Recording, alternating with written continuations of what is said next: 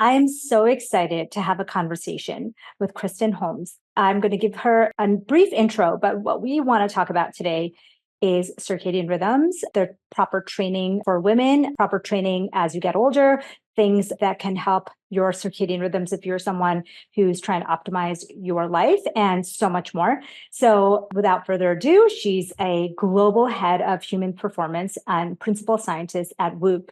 Kristen drives a thought leadership by engaging with leading academic institutions and industry partners to better understand individual, team, biometric, behavioral, and performance data across high-stake verticals. Our research is focused on understanding the effect of sleep, circadian recovery, and load behaviors on our physical, mental, and emotional resilience. Kristen works with hundreds of the best tactical professional surgical teams, corporate and NCAA athletes and teams in the world, helping them interpret this data to optimize all aspects. She actually was an All-American and Big Ten athlete at the University of Iowa in both field hockey and basketball. And then she was a 2021 Hall of Fame inductee, a 7-year member of the U.S. national field hockey team. That's incredible. And one of the most successful coaches in Ivy League history, winning 12 titles. And so I am so excited to talk to Kristen about all the things that really are pertinent to your recovery, aging, sleep, exercise, and optimizing. Even if we're not NCAA athletes or professional athletes, or we are, what are the things that we should be doing to optimize our health? So without further ado, let's get this started. So I'm really, really excited to talk to you because I think the first time I heard about you was because I actually got the Whoop band. And it was the first time that I discovered what alcohol was doing to my recovery. So I'd love for you to maybe start with that, because I think a lot of people need to know what alcohol is doing to their recovery. Yeah, I mean, it's crazy when we kind of have in some ways God's view, right? In terms of how behaviors, because the members on our Whoop platform are journaling various behaviors, so different lifestyle things, and then we're passively detecting what happens to you physiologically when you report certain behaviors.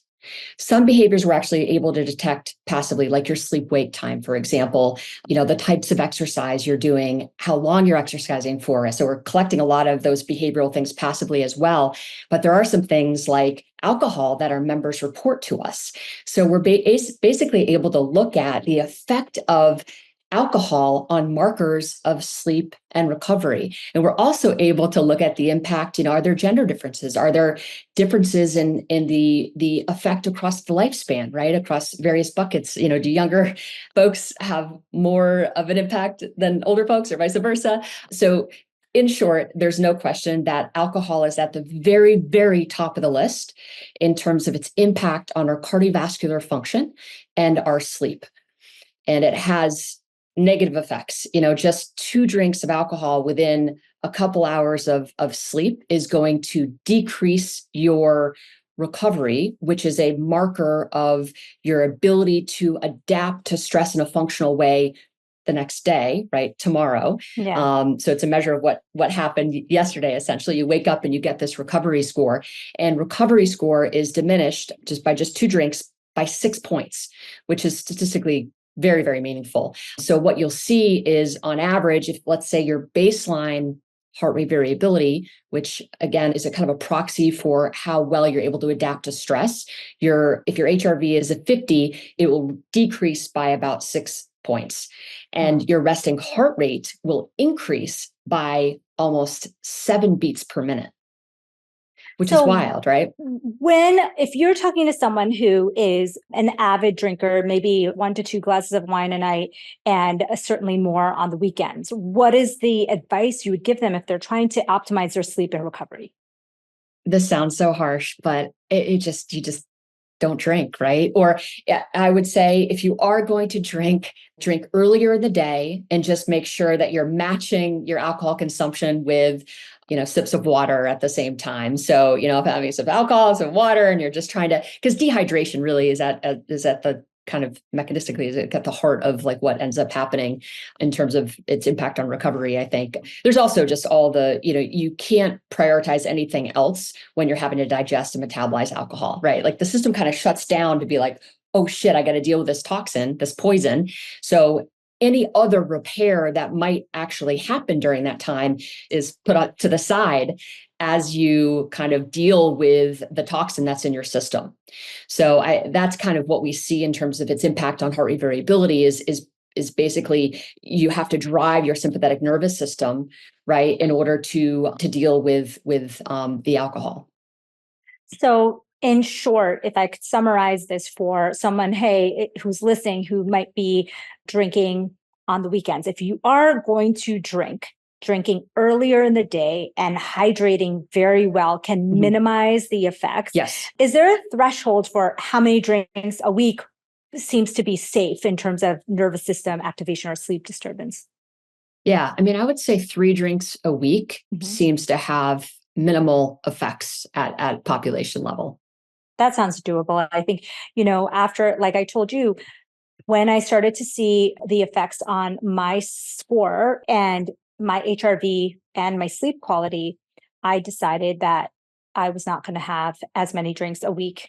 And then once you start decreasing it, it becomes easier and easier. And it almost becomes hard. Like I don't even do 3 drinks every week now because you start to see what it does to your sleep and recovery and how good you feel now after. Yeah. And so I think that makes a big difference. And the fact is, as we age, we're going to get, we're going to be less good at metabolizing alcohol, right? And it's almost like we can't afford to divert resources away from all the cellular repair that's happening, and not to mention the cellular miscommunication that comes from putting a toxin in your body like that. Yeah. So it's yeah.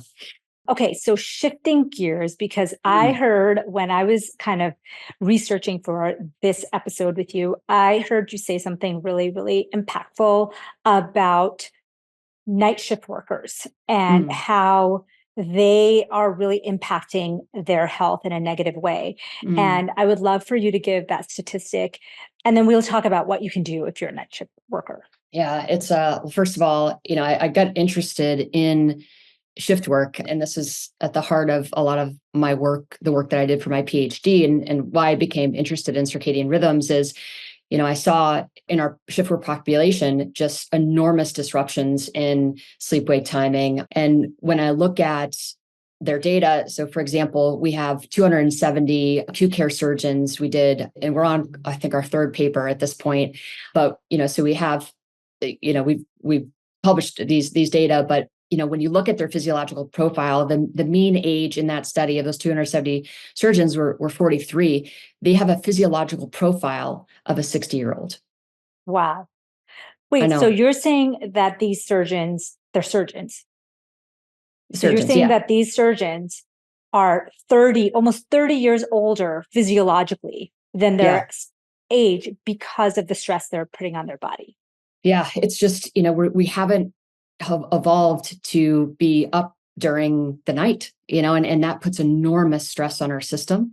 So, it's, and when I say this, people are like, well, we need shift workers. Yes, we absolutely do. And the reason why I got into this work is because I wanted to figure out, okay, how can we mitigate these risks, right? Like what are the levers we can pull, while they're awake at night, what can they do to transition from their shifts more effectively, when they're going from working night to then being awake during the day, and vice versa. How do we pay down some of this risk? So in the same breath as I'm saying how hard it is for the system and how the deleterious effects, I'm in the same breath trying to say, hey, we're trying so hard, desperately, to try to figure out how to mitigate some of these negative impacts. And when you think about disrupted sleep, not just for shift workers, but for everyone, it's poor sleep, insufficient, dysregulated, irregular sleep, and disrupted circadian rhythms. And I separate these two because I think a lot of folks conflate sleep and circadian rhythms. And, sleep doesn't have a circadian rhythm. It's an output of the circadian clock, but of course they're related. So we can't talk about sleep and improving sleep without talking about circadian rhythms. And we can't talk about health and well-being without talking about, this behavior that is sleep and its impact on our circadian rhythm. So it's important that we talk about them hand in hand. But I think what we see at the heart of this is really diminished cellular repair, and we see cellular miscommunication. And this is again at the basis of aging and disease. So when we look at shift workers who are really operating outside of the natural light dark cycle, which is what we've evolved to we haven't evolved to necessarily do that. We see more vulnerability to disease and illness, psychiatric and physical, and then we see, clearly in the markers of physiology on our platform. So you're saying because of disrupted sleep and also because of disrupted circadian rhythms, some of it is together and some of it is separate, shift workers can die, 15 years sooner than their counterparts? Yeah. So a study that was done on nurses in Spain showed the 15 years. We know that it when you look across the shift worker population, it's a reduction in lifespan of up to 10 years. So yeah, it's obviously it's significant, right? So I think there's more we need to do to support these folks. Do you think that having a washout period of 2 weeks or 1 week where they're on a regular cycle can mitigate some of this, or what's some of these tactics? The strategies. I mean, I think some of it is, yes. I mean, I think having a period of time where you can get back in tune with these primal thresholds of nature, back in tune with the natural light dark cycle, absolutely can help. We definitely see, in shift workers when there are, the more on call folks are taking, we see, greater levels of, we use the scale that we used was the MBI, which is the Maslick burnout inventory scale, which is a validated measure of burnout. And we see, not surprisingly, the more call folks take, so the more times that they're having to be on call and having to, and then there's connection or a relationship to MBI. And then when we see folks who are on call and then actually have to go in to perform a surgery or attend to an emergency, we see even more point decreases or increases in MBI. So if we can increase our roster size of folks who are in these jobs, we could spread out when they're on call. But right now there's just a shortage, I think, of acute care surgeons in particular, right? This is very specialized. People know it's hard, right? It's hard to become an acute care surgeon, right? Because the bar, the skill set is so high. But as a result, we have this very small roster of folks that we can pick from. So as a result, they put just enormous stress on their body because they're having to be on call a lot more than the body can clearly handle. So yes, there's no question. If we could increase roster sizes, we could spread out these days, allow them more time on the natural light dark cycle. That will certainly pay down a lot of these risks. This is so shocking because I think, we know sleep is important. We know circadian rhythms are important. We know that the stress of a call heavy specialty is very detrimental to health.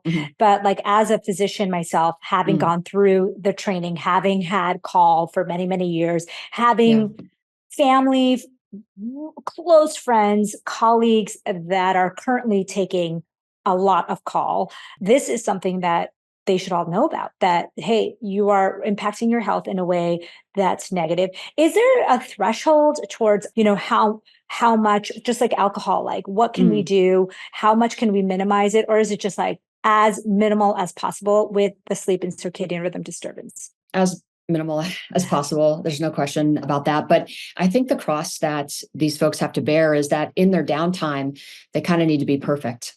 And I hate to say that, but I think that's how you pay down the risk is that, and I tell this to special operators, I tell this to professional athletes, anyone who's doing something really hard. And frankly, life is hard, but I think in these high stakes, high stress environments, your downtime really becomes not just your competitive advantage, right? To be able to operate in these high stakes environments, but also your survival advantage, right? How you spend your downtime becomes everything, right? So, minimizing the alcohol is just absolutely critical. Finding ways that don't involve, I call them these parasympathetic fixes, right? Things that, like meditation and mindfulness and yoga nidra, some of these modalities that we know help deactivate the nervous system, become an essential tool for shift workers. And frankly, for anyone, right? I mean, just even, on my way home before I go to greet my family, I need to deactivate from the day, right? So I practice, some mindful breaths. I do the physiological sigh, which is basically 2 deep inhales and an extended exhale. And I do that 5 or 10 times. And, I'm constantly trying to go, manage my stress levels and increase my tolerance for stress by ensuring that I'm balancing my activated state versus my deactivated state. And really, that's, I think, one of the best things a shift worker can do is really try to be super proactive in managing these states of activation versus deactivation. It's a really important skill that we all need to have. And then minimizing alcohol, getting exercise is absolutely essential. And we're working, we haven't, there's an endogenous, there's a unmeasured variable problem, right? And all data and lots of data sets that are taken from in the wild, which ours are. So, we're working on, kind of beating down some of that variability. And we could do that to a degree statistically. We see associations between folks who exercise and obviously better physiological markers and better mental health. So there's no question that I think exercise is the other lever that can be really powerful. And then the other lever, I would say, this is for all folks, right? But I think, again, we're kind of talking about the downtime and how we need to think about it. But the other lever is nutrition. And I'm not a nutritionist, so but I study circadian rhythms. So I think about the timing of things. And one of the other problems, and not just for shift workers, but frankly, the US population are spending, a lot of time indoors. So they have access to, we have access to food 24/7. And the average American is eating over the course of a 17-hour period. This also puts enormous stress on our body, right? Especially when we're eating after the sun goes down, right? We haven't really adapted to, that's really the inactive phase of our circadian rhythm. So when we're asking our body to be really active and we're asking our body to digest food when it's not primed to do either of those things, again, it creates oxidative stress. It creates inflammation. It, ends up impairing our sleep.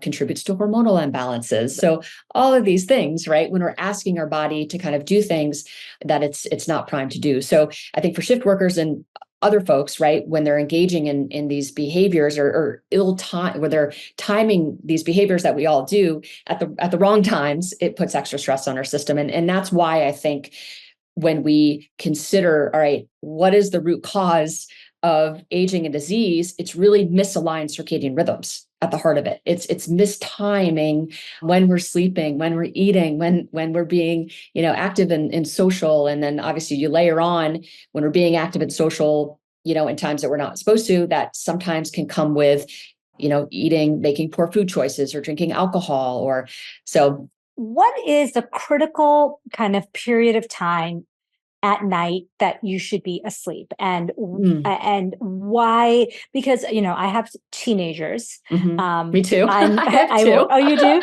Yeah. And I work in healthcare where people are working at all times of night, and I have it's everyone is on almost like a shifted circadian rhythm. So what are the critical times that you need to be not eating, sleeping, and really minding those circadian rhythms? I'll point to a couple studies that I think are important for folks to know, because I think sometimes people don't believe that they need to be asleep. There's this notion of chronotype, right? Yeah. And chronotype is basically a preference for being up late or going to bed early or, or waking up late and waking up early, right? And there are these preferences for sure, right? But just because you have a preference doesn't mean it's necessarily good for you. Okay. And we know from the literature that the night owl preference, the night owl chronotype, dies sooner and suffers way more than the morning type. And the reason for this is that, really midnight is supposed to be kind of the midpoint of our sleep, right? And that's often when people go to bed, right? Is around midnight.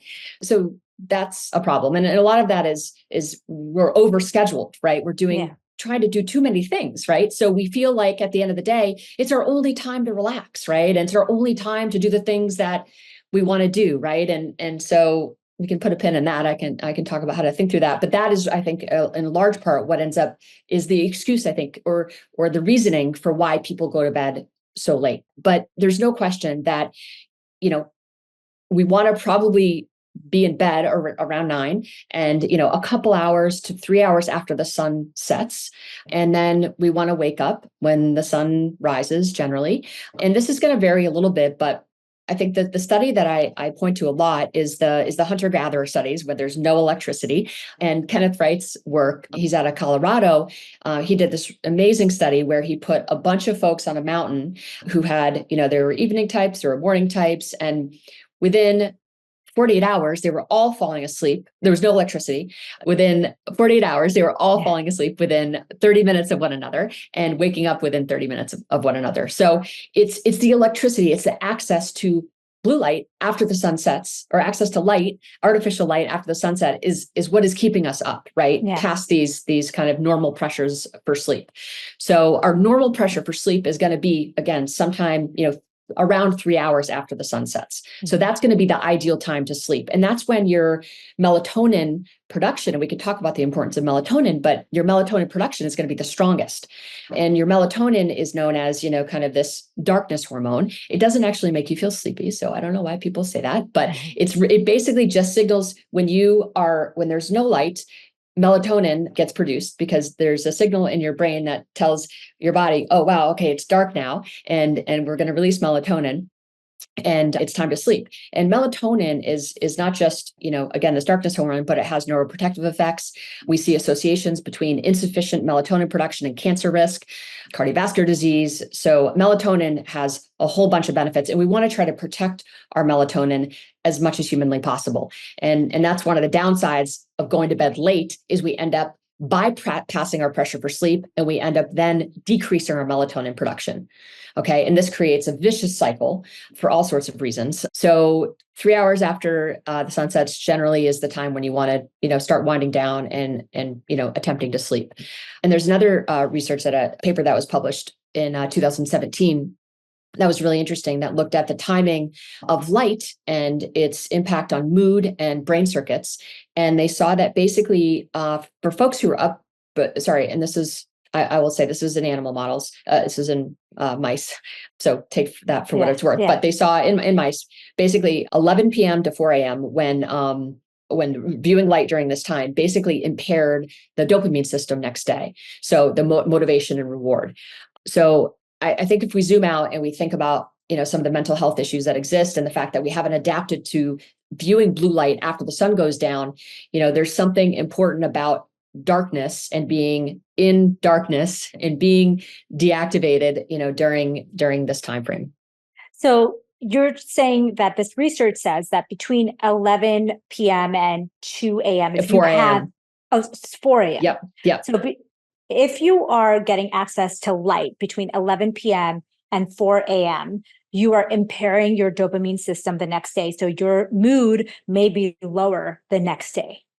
Yeah. So it's really more tied to motivation and reward. So your desire to kind of, pursue things that motivation. Are rewarding you. And exactly. But, the other aspect, light is so important. And I don't know that people really think about their light behavior very intentionally, but it's connected to hormonal balance. It's connected to everything, right? It's connected to our mental health.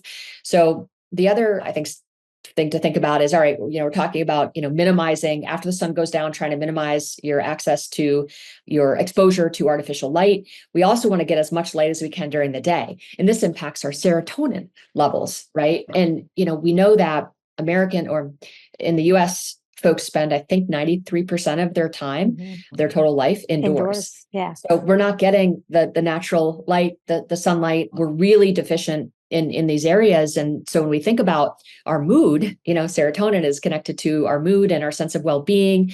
Light is just so central to that story. And we know from a recent paper that we need to spend at minimum 67 minutes outside in order to be at baseline levels in terms of, positive psychological well-being. Functioning. So 67 minutes a week.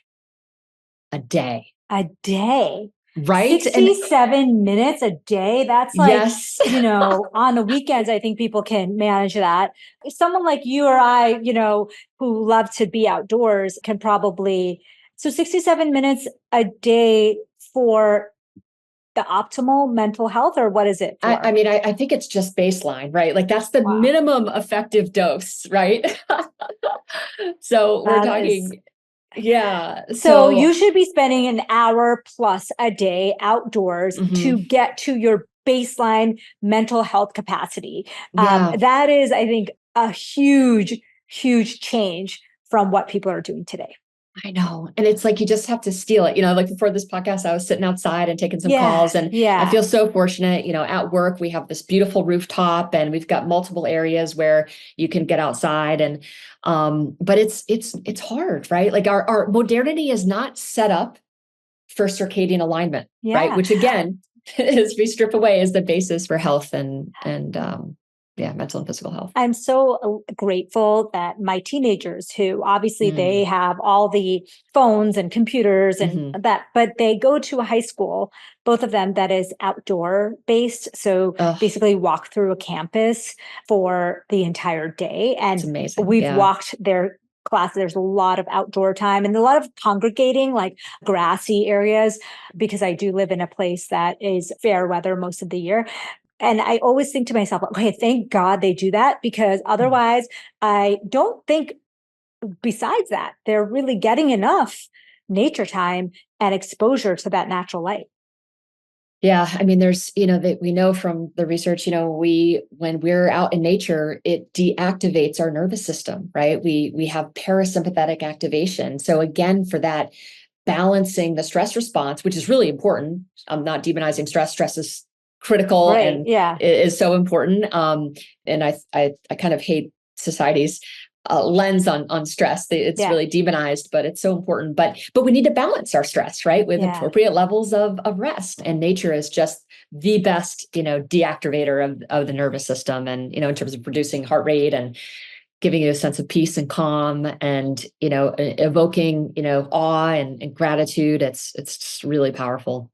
Okay, so can pretty much talk to you all day, but I do want to Yes. shift to a topic that I think is quite controversial and a hot topic in the media today, Mm, because there's a lot of talk about women and perimenopause. So women, mm, in those late 30s, early 40s, all the way mm, into their 50s, that are going through this hormonal transition and trying to optimize their hormones in a way through diet, sleep, and mm-hmm, exercise. And so, talk to me about what your views are through the research or personally mm-hmm. or through the Whoop platform. What should women be doing in Yeah. terms of exercise? Okay. Well, back up a second. I mean, sleep Yeah. is the Yeah. ultimate regulator of hormones, right? So one of the things that we saw in some recent research, we're working on publishing these results. It was in collaboration with Stanford, but we saw, and this is a massive population. We're not talking about an N of 13, right? We're talking about 30,000 folks who are having menstrual cycles, and what we see is that sleep duration, so how much time women are spending in bed, is directly correlated with cycle length and cycle regularity. Mm. So spending enough time in bed is absolutely critical. And we can talk about how that shifts during perimenopause, menopause, Yeah. and how we Because can kind of help fix I, that. But I think our um, friends, all of the people that I know in perimenopause really are struggling with both falling asleep and with fragmented sleep. So we mhm. could also talk about that, but go ahead. Yeah, I mean, higher estrogen levels are going to be, generally associated with better quality sleep, reduced sleep latency, fewer wake events. So we know obviously that goes offline, certainly during menopause, but throughout perimenopause as well. So protecting estrogen is really important if you want to protect sleep. So are you saying, hormone replacement therapy, or are you saying doing the things to protect your estrogen? I think getting into ensuring that protecting your sleep for as long as humanly possible is so critical. So I think about what do I do in my 30s, and early 30s, and I obviously women are having children, and that obviously is going to create perturbations in sleep cycles. But there are things that you can do, again, outside of sleep that will help buffer against short sleep, right? It's making sure that you're not accumulating huge amounts of sleep debt, right? You're building in, naps, throughout the day to the degree that you can. And I know you're trying to freaking fold laundry and put the dishes away in the dishwasher. And I know that stuff is there and it's looming over all of us, but you need to make sure that you're not compromising your sleep as much as humanly possible. And then once the kids get in a normal sleep schedule, it's like, all right, now it's like go time. Let's get on track. Let's stabilize when we go to bed and when we wake up.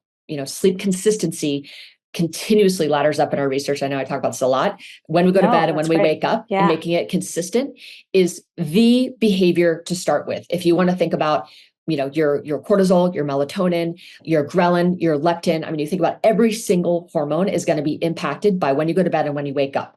Getting that right is the place to start. If you're, in perimenopause, menopause, trying to get that right should be your entire focus.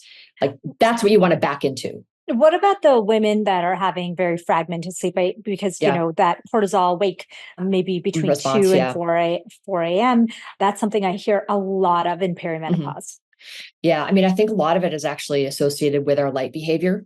So, I think when you really unpack and you start to have conversations with women, I'm not sure. I'd love to hear your thoughts, Amy. Are doctors, are OBGYNs asking about sleep wake time? Are they asking about light behavior? Are they asking how much natural light are you getting during the day, right? Yeah. Are you viewing light within 20 minutes of waking up, right? To get your hormones going, right? Yeah. In the right direction, to get your cells in your tissues and your organs to understand what it is that they need to be doing, right? Are you restricting light after the sun goes down, right? Are you keeping your meal times within the daylight hours, or are you eating really close to bed? All of these things are going to fragment sleep. Are you managing your stress and your rest appropriately throughout the day, right? Are you exercising, right? Like, are you doing these things, right? Like that is the place to start. Doctors don't talk to, so women in perimenopause, the problem is that there's no real marker, blood test, for example, that you can do to check if you're in perimenopause. And so I think it's very confusing to both the patient and to the physician what this is coming from. Because as you know, your sleep disturbances can be from like 10,000 different things. Exactly. So it's not till recently where we've been really, talking about perimenopause that doctors are starting to tune into like, hey, maybe this is happening because of perimenopause, but still we don't get any very little from most physicians about, how to eat, live, sleep, incorporate nature time, exercise. And so I think that's why there's such a burgeoning interest for that information from the internet, because it's just not given out to women, and women are curious, like, how should I be eating or sleeping or moving my body to optimize myself? So let's talk about exercise. Tell me about what you think. I think broadly, focusing on resilience is really important. We know that women who are in perimenopause, going into menopause, those that have higher levels of resilience, and this was a study done in 2012, higher levels of resilience have less symptoms associated with perimenopause, report less symptoms. So thinking about, okay, how do I become a more resilient human is kind of the path. And exercise, absolutely, sleep. We talked about some of the circadian and sleep things that we can do. Exercise is the other really, really powerful lever. And then getting our metabolic health in order through things like time restricted eating could be super helpful. I think from an exercise standpoint, just getting the balance right is really important. The polarized training, I think, is critical. So I talk a lot about, getting into zone 5s, which is, zone 5, which is the sprint interval training, right? Getting your heart rate jacked up for small amounts of time, taking rest, getting your heart jacked up, rest. Okay. Do that a few times. I think getting out of breath a few times a week is absolutely critical, right? So that's the easy way to think about it. The other piece of training that's really important is zone 2. And I think the debate in exercise in general is that for perimenopause, menopause, there is a taxonomy. We want to prioritize strength training. And that's because only 20% of the population of women are strength training twice a week, right? There's only 20% of us out there, that are, which is so low, right? So we need to get women in the, lifting weights, grab a rock and just 2 rocks and just carry it down your driveway, Yeah. right? Yeah. There's really simple things that we can do to just add resistance, right? Which is really what you're, in order to improve the quality of your muscle tissue, which is going to help decrease these symptoms associated with perimenopause, help you, I think transition more gracefully into menopause. Resistance training is going to absolutely help that. So in terms of a taxonomy, I think a lot of the kind of women out there who are talking about this are saying strength training, right? Because if you don't have time to do anything else, strength training, I agree, is number one, right? We just need to get women adding resistance training. And then I would say the second one is sprint interval training. So really getting the heart rate up. So that's zone 5. How many times a week is that sprint interval training? So I would, I'd like to say get out of breath at least twice a week. Yeah. A couple times a week. Yeah. And we don't have to do a ton of that higher stuff. I think where we go wrong is we do a circuit training, which is awesome, but that's not zone 5. Okay. And HIIT, high intensity interval training, also will look more like zone 4. Yeah. So we definitely see in our data that these kind of middle zones, this kind of zone 3 and 4, do not correlate as positively to cardiorespiratory fitness as the folks who are doing more polarized type of training, the zone 2 and the zone 5. So you want to just make sure your zone 5 is really your zone 5, right? When you're doing circuit training, it's different, right? That's just the other modality that's amazing is the Tabata, which is the 20-second on, 20-second off. And you do that, 4 to 8 times. That will really jack up your heart rate. I do that like once a week. I'll do a sprint interval training, once a week. And that's pretty much it. How many minutes? So it's really, for the Tabata, you're done in like a few minutes, right? Like if you're doing 20 seconds on, 20 seconds off, and then I'll go lift, right? So, or, I'll do some activation with my legs, I'll do some deadlifts and some squats and some cleans or whatever. And then I'll go out and I'll sprint. The sprint interval training can be a little bit longer. So this is, think kind of like, you're on the track, maybe you're in your driveway, or however long a driveway is, you're running for like, 30 seconds, kind of as hard as you can go. And then you're resting for like a minute and a half. So I like to go kind of through once. You want your heart rate to come all the way down. You want this to be a flat out effort. Maybe it's 15 seconds, maybe it's 30 seconds. And you can just, depending on your fitness level, you can just walk briskly, right? If that's enough to get you into that high heart rate zone where you can't talk. And that's like the test, right? You want to be at a heart rate zone where you can't talk comfortably, right? You're kind of you're out of breath and you feel kind of that tingly sensation. Okay. That's when you kind of know that, all right, you can stop, regain yourself, and just, you want to do that, build up to, 4, 5, 6 sets. And you want to do that, once a week or so. And then the zone 2, I think is kind of the third thing, I'd add in terms of being really important.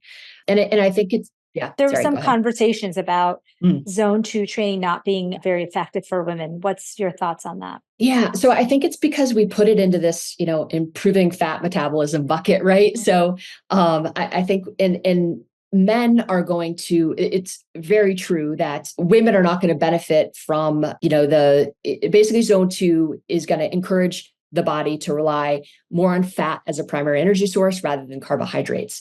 And I think what the research shows is that women don't really get the same sort of benefit as men does in terms of the ability of the mitochondria to oxidize these fatty acids, which, is one of the keys to kind of aerobic metabolism. So on that basis, it's say, oh, women shouldn't do it, right? but zone 2 is also going to increase your capillary density, right? So the development of additional capillaries, these kind of small blood vessels around the muscle fibers. So it promotes that. It enhances the delivery of oxygen and nutrients to the muscles, right? Which is going to help us, lift more weights. It's going to help the quality of our muscle tissue. It helps with mitochondrial biogenesis. So it's stimulating the production of new mitochondria, right? In the cells. And that of itself, I think, is the reason why I do it is I want to try to, make sure that my mitochondria is as healthy as possible and I'm generating new mitochondria, right? Optimizing my mitochondria because we know that, mitochondrial dysfunction is one of the, basis for aging and disease and, associated with a healthy period. And, so there's lots of reasons why we want to attend to our mitochondrial health, and zone 2 is one of the best things we can do. And I think, it helps us spend time outdoors, because when you're walking, you're hiking, you're swimming, you're biking, these zone 2 activities, you are getting exposure to nature. We know that there's all these signals from your brain to your gut that actually help it Yes, in more ways than just muscle growth. So I think I do the bulk of my activity as zone 2, and then adding in weight training and sprints is something that people can do like 2 times a week or something, hmm, as an addition. Is there 100%. anything else besides sleep and exercise? And obviously, I talk a lot about nutrition because I think that women are, and no one, but especially Hmm, women in perimenopause, aren't ever given like a framework for how hmm, they should eat. And is there any other things that women in perimenopause can be doing to hmm. optimize their health as they move through these years? I'll talk about time restricted eating. Before that, I do want to note on zone 2 that we're able to analyze all of our data. And for both men and women, it has an outsized impact on cardiorespiratory fitness Mhm. and parasympathetic activity.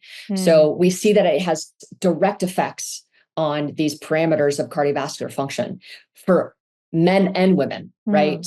So again, it's just not me talking. There's Yeah. obviously all those mechanistic Yeah. things that I outlined, but we see at population level that, folks who are engaging in zone 2 are cardiovascularly healthier. So yeah, lots of good reasons to do it. So I think one of the things that, again, as speaking as someone who, studies circadian rhythms, I think about the timing of things. So how I've interpreted literature, and again, having done research on time restricted eating specifically, we see, again, direct effects when folks are restricting their eating window during the daylight hours. Okay, so they're eating during the Yeah. daylight hours when the sun is up. They Yeah. have stronger markers of cardiorespiratory fitness and parasympathetic activity. So we did a 4-week study. So we're able to compare the baseline of folks who, kind of pre-intervention. And then once they started the intervention, and they were doing time restricted eating, we're able to see direct positive effects just in 4 weeks on these markers of cardiorespiratory fitness and parasympathetic activity. So we see from a physiological standpoint that you can really move the needle by just literally eating during the daylight hours, which is super exciting. I love These that. data are preliminary; they're in peer review, but that was really, I think, a super exciting finding. And then we know that we're more insulin sensitive during the Mhm. day when the sun is out, as Yes. opposed to during the night, right? And when we look at, again, shift workers and metabolic dysfunction, there's a really strong relationship. And some of this is the melatonin. So melatonin suppression is going to increase metabolic dysfunction. It's going to increase insulin resistance. So we know that there's an association there, certainly, but we just know that we're not as primed to metabolize food as the day goes on. Not to mention when we are eating kind of late into the night, close to when we sleep, it's very difficult for your body to basically digest food, kind of rich and kind of, that's really rich food. We know that, high in casein, lots of like protein, kind of clean Mhm. food is not going to be a problem close to bed. So we've seen that, and there's some good literature around that. But if you're having like really big meals close to bed, your body is going to basically divert all of its resources to digest that food, as opposed to getting into these deeper stages of sleep. So alcohol and eating food close to bedtime, within 2 to 3 hours of bedtime, is the second biggest determiner or detractor of recovery. And that's a huge thing that people can take action on. Like, really just don't eat close to bed, 2 to 3 hours before bed. Let your circadian rhythms kind of dictate when you eat and when you Yeah. sleep. So, okay. So, for people who want to learn more about you, Mhm. your work, what are you working on now? How can people find you? What's Yeah. next for Kristen? Yeah. Well, we have some really exciting research in the female space. Cool. So we're working with the WUSI Human Performance Alliance, who's real, one of the big pillars is on female physiology and female research. So we're doing all sorts of stuff across the health span of women. So perimenopause, menopause, women who are menstruating, women are hormonal birth control. We're unpacking it all. We just actually launched to all of our members on the platform, all of our female members, we released a survey, which is going to include the ability to give us hormone data. So we'll be looking at a huge data set there. And then we've got research in progress with Massey University, which we have all sorts of hormonal data running alongside our physiological data. So we're doing lots of modeling that's going to help, inform our coaching. And then we just launched a study with Pace University and Norwell Health, specifically looking at women as well and trying Love to that. I mean, understand women, injury. we need more data, whether it's through, basic science or clinical data from people, like to kind of inform what we should be doing. So we can say with, more confidence, like, hey, this is the type of training, this is the timing of food, this is the timing.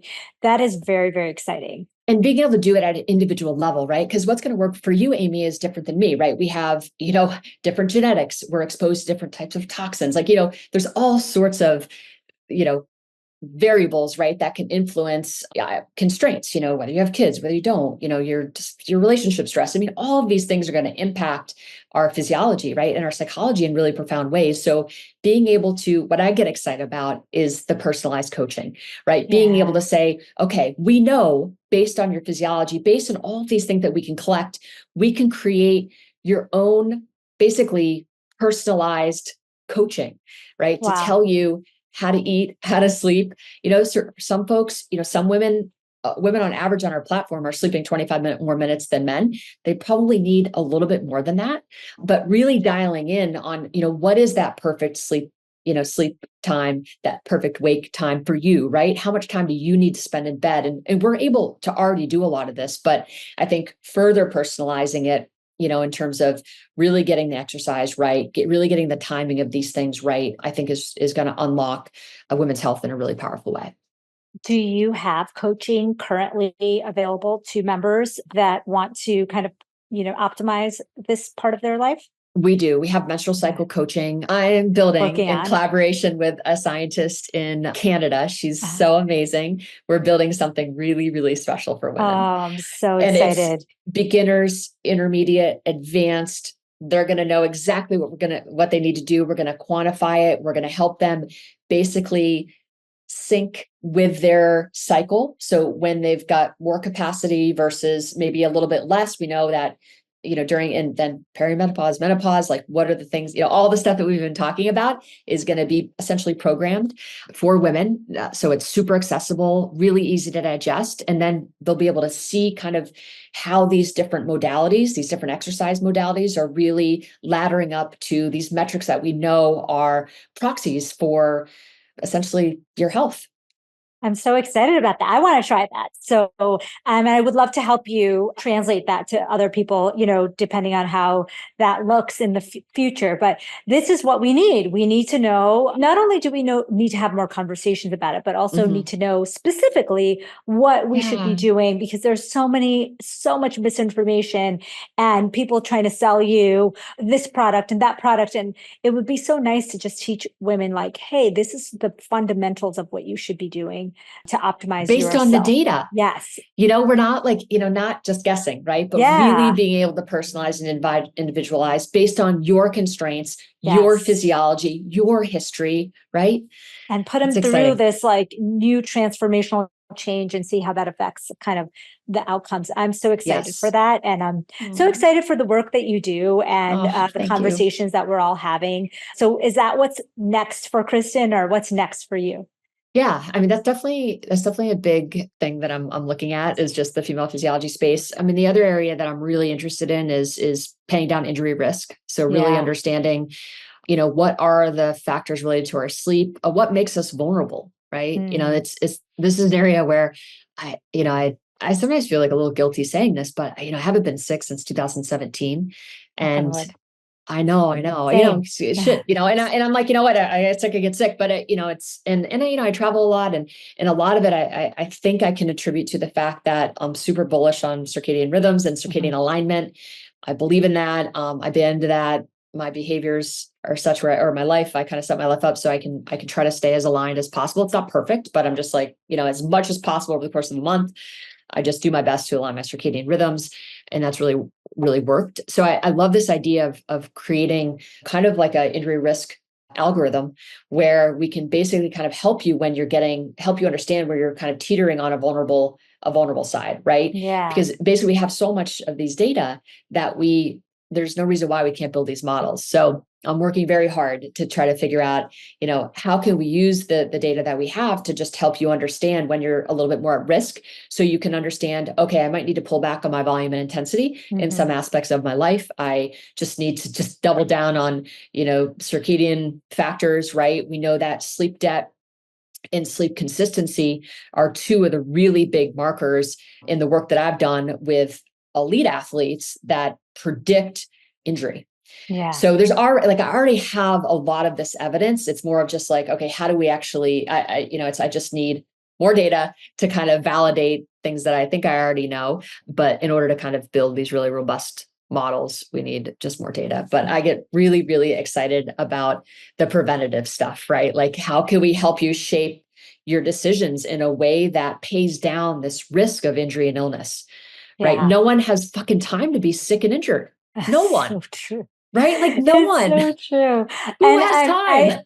and in my mind, I'm thinking to myself, God, if we paired this information with the right nutrition for the person, for the athlete, for the regular person, like, Yes.